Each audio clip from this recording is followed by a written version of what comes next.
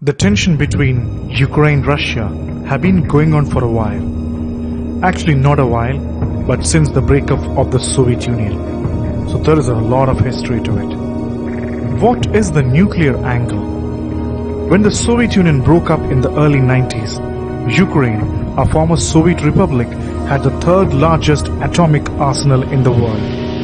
The United States and Russia worked with Ukraine to denuclearize the country, and in a series of diplomatic agreements, Ukraine gave its hundreds of nuclear warheads back to Russia in exchange for security assurances that protected it from a potential Russian attack.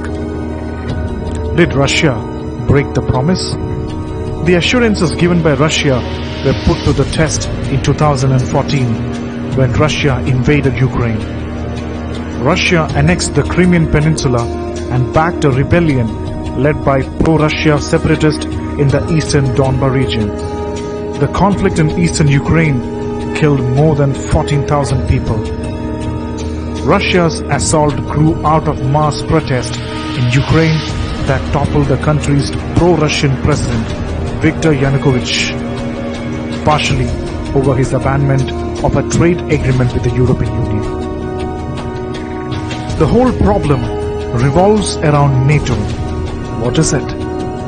The core of the NATO treaty is Article 5, a commitment that an attack on any NATO country is treated as an attack on the entire alliance, meaning any Russian military engagement of a NATO member, Ukraine, would theoretically bring Moscow into conflict with the US, UK, France and the 27 other NATO members.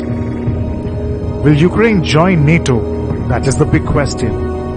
Ukraine isn't joining NATO in the near future, and President Joe Biden has said as much. But the country is the fourth largest recipient of military funding from the United States, and the intelligence cooperation between the two countries has deepened in response to the threats from Russia. How America came into action? The US and Russia have drawn firm red lines that help explain what's at stake. Russia presented the US with a list of demands, some of which are non-starter for the United States and its allies in the NATO.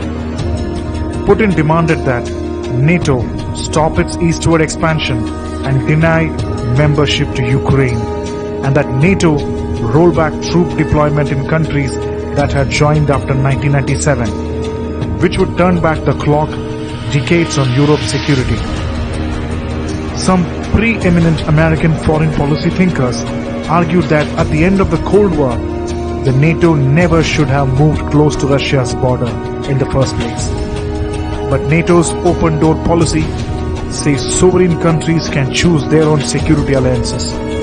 Giving into Putin's demands would hand the Kremlin's veto power over NATO's decision making and through it, the country's security.